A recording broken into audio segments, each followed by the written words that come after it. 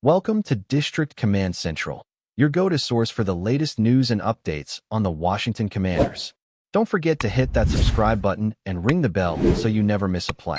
The Washington Commanders are gearing up for what might be the most crucial Monday Night Football matchup of their season, facing off against the Kansas City Chiefs in Week 8. As the lights shine bright and fans flood the stands, all eyes are on the field, and specifically on whether the team's star wide receiver, Terry McLaurin, will be able to suit up. For weeks, the absence of McLaurin has loomed over the Commanders, a shadow of uncertainty that has affected not only the offensive game plan, but also the morale of the team and its fan base. After a turbulent season riddled with injuries, contract disputes, and underwhelming performances, McLaurin's return could be the spark Washington desperately needs to stand any chance against the league-leading Chiefs. From the very beginning of the season, the Commanders have faced a barrage of setbacks. Head coach Dan Quinn, who guided the team to an improbable NFC Championship appearance last year, has had to navigate a minefield of injuries and roster complications this year. Expectations were sky-high entering 2025, with fans hoping to see another deep playoff run. Instead, a disappointing 3-4 record and looming matchups against some of the league's most formidable opponents have forced the team to confront the harsh reality that nothing comes easy in the NFL. While Quinn remains stoic in interviews, insisting that excuses are not part of his vocabulary, the impact of injuries, particularly on key players like McLaurin, cannot be overstated. Every missed practice, every sidelined player chips away at cohesion, timing, and confidence on the field, and the Commanders have felt that loss acutely.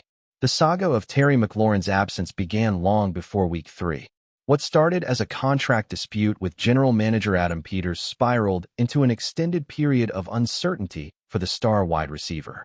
McLaurin, a second-team All-Pro and the team's most explosive offensive weapon, spent the summer sidelined, refusing to practice while negotiations dragged on.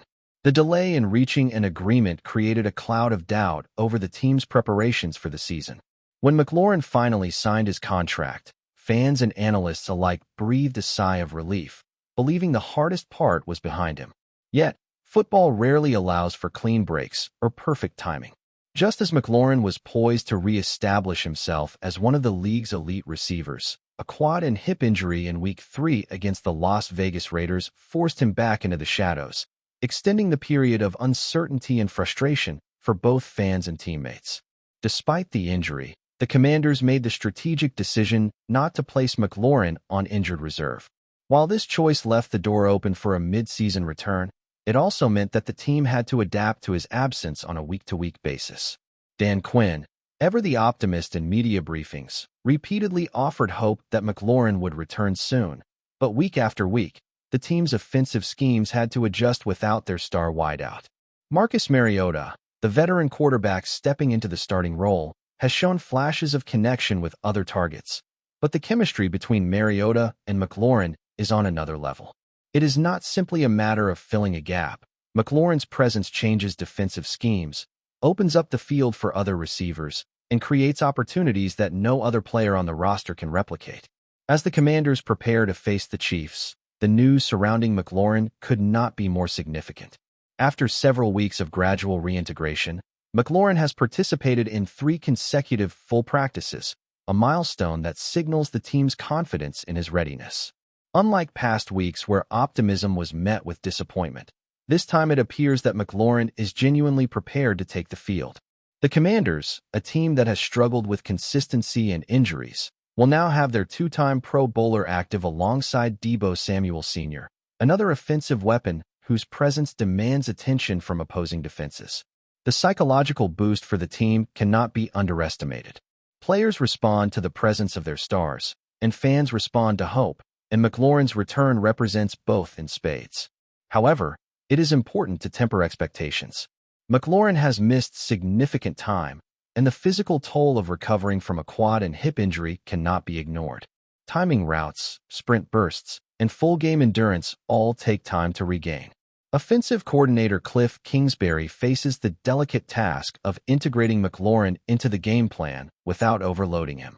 The balance is critical, giving McLaurin enough opportunities to make an impact while avoiding the risk of re-injury. The Chiefs' defense is no pushover. They will exploit any lapse in timing or conditioning, so both player and coach must be strategic in how they deploy him. Nevertheless, even a partially integrated McLaurin can shift momentum, drawing coverage that opens opportunities for the running game, tight ends, and secondary receivers. The ripple effect of his presence is extensive. From a fan perspective, McLaurin's return is a breath of fresh air. Washington supporters have endured a roller coaster of highs and lows this season, watching their team struggle to find its identity. McLaurin embodies consistency, talent, and leadership. His speed, agility, and precise route running are assets that cannot be replicated, and his presence on the field signals that the Commanders are serious about competing in this matchup, even against a powerhouse team like the Chiefs. There is also the element of narrative. Fans love a redemption story, and McLaurin's journey from contract holdout to injury recovery to full participation creates a compelling storyline that adds drama to an already high-stakes game. It's the kind of arc that makes Monday Night Football more than just sport. It becomes entertainment, suspense, and hope all rolled into one. The tactical implications of McLaurin's return are significant. For Marcus Mariota, the ability to throw to a receiver with whom he has pre-existing chemistry changes the offensive dynamic. Mariota can trust that McLaurin will be where he needs to be, running precise routes and creating separation from defenders. This allows the quarterback to distribute the ball more confidently, potentially opening up the running game and giving the offensive line more breathing room. It also forces the Chiefs to account for McLaurin on every play, potentially drawing double coverage and creating mismatches elsewhere on the field. For a team that has struggled to maintain consistency, these nuances are critical. Even small advantages can turn the tide in tightly contested matchups. From a broader team perspective, the Commanders' morale is likely to surge with McLaurin back on the field. Leadership, presence, and reliability are intangible qualities that often make the difference in close contests. Teammates feed off confidence, and seeing their star wide receiver return to action can instill belief that, despite the season's setbacks, success is still within reach. This psychological boost extends beyond the locker room to the fans, who may have grown weary of disappointing results and injury updates. The excitement generated by McLaurin's return is palpable, giving Washington a renewed sense of purpose and urgency as they face a Chiefs team that thrives on exploiting weaknesses. Even with McLaurin back, the challenges remain steep. The Chiefs are a juggernaut on both sides of the ball, boasting an offense capable of scoring in bunches and a defense that can create havoc for even the most talented quarterbacks. Washington will need more than just one player to turn the tide. It will require discipline, precision, and resilience from the entire roster. Yet McLaurin's return represents a crucial step in the right direction. He provides a proven weapon, a spark of creativity, and a tangible reminder of what the team can achieve when operating at full strength. His involvement might not guarantee victory, but it dramatically improves Washington's chances and gives the fans something tangible to rally behind. In the final analysis, Terry McLaurin's return to the field is more than a simple roster update. It's a narrative shift for the Commanders. It represents hope, resilience, and the potential for a turning point in a season that has so far been defined by challenges and setbacks.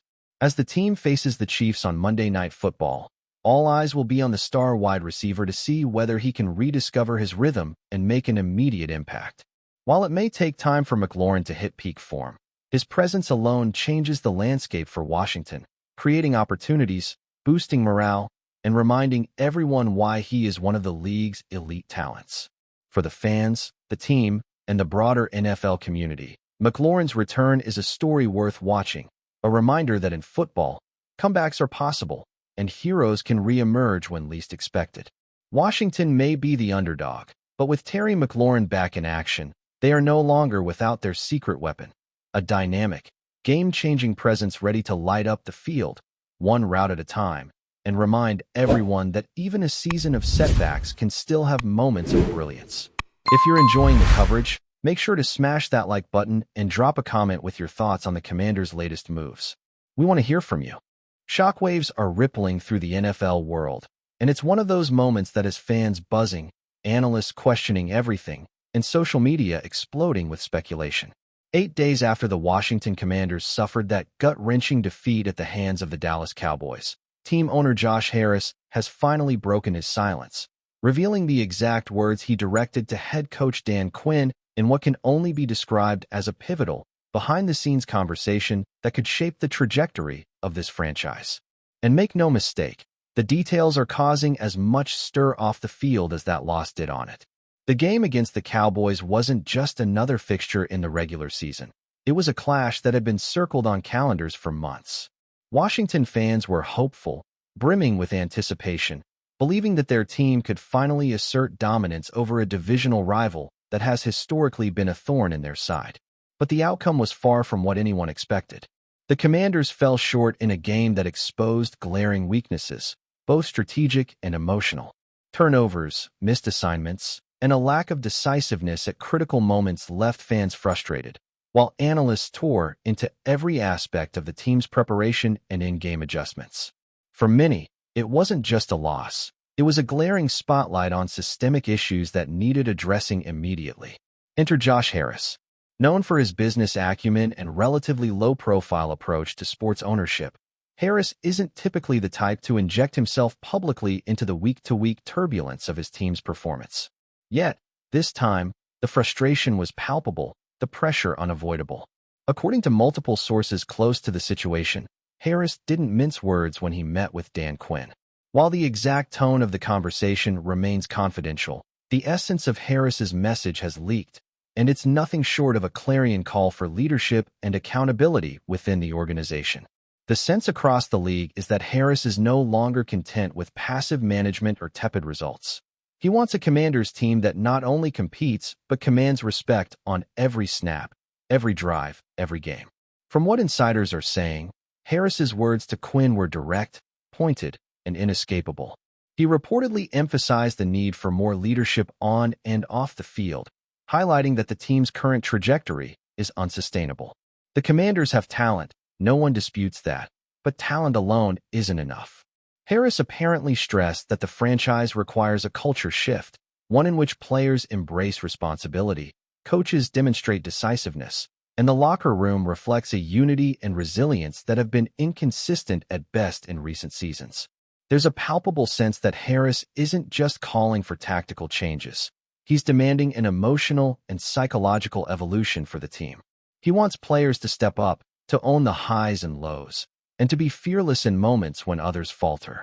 The timing of this revelation couldn't be more critical. Washington sits at a crossroads, with fans desperate for signs that change is imminent, yet skeptical based on past patterns of inconsistency. Quinn, who has faced scrutiny over his strategic decisions and in-game management, now finds himself under the microscope not just for XS and OS, but for his ability to translate leadership into tangible results. Will he be able to harness Harris's message and channel it into performance improvements? Or will the Commanders continue to struggle under the weight of unmet expectations? Analysts are already dissecting every press conference, every sideline interaction, searching for clues that this moment has catalyzed the type of transformation the owner clearly envisions. But the conversation didn't happen in isolation. Rumors suggest that key veterans within the team were looped in shortly after Harris's meeting with Quinn. Players reportedly gathered for team discussions, emphasizing accountability, self-motivation, and the importance of establishing a locker room hierarchy that inspires confidence. It seems that the ripple effect of Harris's words is intended to penetrate every layer of the organization, from coaching staff to practice squad, ensuring that the concept of leadership is no longer abstract but actionable. It's almost cinematic in its execution, a moment where ownership meets coaching meets player consciousness, and the stakes couldn't be higher. Fans are watching not just the scoreboard but the behavioral shifts, the micro-adjustments in attitude, the subtle changes that indicate the team is internalizing the message. Social media has been aflame since Harris's comments surfaced. Twitter, Instagram, TikTok, all corners of the digital world are awash with fan theories, speculations, and hot takes. Some supporters laud Harris for taking a proactive stance, interpreting his directness as a signal that the Commanders are entering a new era of accountability and ambition. Others remain skeptical, cautioning that words, no matter how stern, are meaningless without follow-through. The narrative that has emerged is one of tension, hope, and a gnawing uncertainty. Will this confrontation spark a renaissance, or is it a dramatic moment that ultimately fails to translate to the gridiron? The debate is relentless, and it's fueling more conversation than any single game in recent memory. What's particularly fascinating is the contrast in perception between internal and external observers. League insiders suggest that within the building, there's a mixture of relief, anxiety, and determination.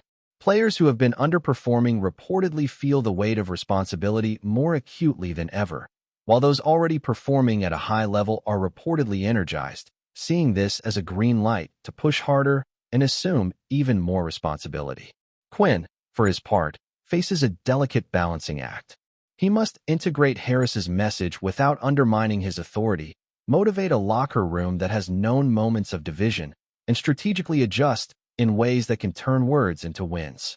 It's a complex scenario, and one that is captivating not just Commanders fans, but the broader NFL community. Meanwhile, speculation is swirling about the potential long-term effects of this exchange. Will Harris's insistence on leadership translate into roster changes? Are we on the verge of seeing adjustments to the coaching staff, or perhaps even a shift in the team's philosophy during the next offseason? Rumors abound that the owner is closely monitoring not just game outcomes, but individual player behaviors, leadership initiatives within the locker room, and the development of young talent that could form the nucleus of a more resilient team. Every decision, every conversation, every sideline interaction is now under the microscope, and the NFL world is watching with bated breath. The Commanders, in short, have become the story that goes beyond the field, where culture, psychology, and performance intersect in a high-stakes drama. Some analysts have drawn parallels to other franchises that underwent sudden, intense internal awakenings, moments when ownership's intervention catalyzed tangible change. The results in those cases were mixed. Some teams flourished, others faltered. But what's undeniable is the attention this has drawn to a crucial, often overlooked aspect of football: leadership. Talent, scheme, and athleticism are all vital, but without a core of leaders, both on and off the field, a team struggles to consistently translate potential into victory. Harris, whether intentionally or not, has thrust this issue into the spotlight, forcing Quinn, the coaching staff, and the players to confront it head-on. And for fans who have long yearned for stability and success, this confrontation feels like a long-awaited wake-up call. Thanks for tuning into District Command Central. Make sure to subscribe and follow us for all the Commanders news you need. Until next time, keep the faith and hail to the Commanders.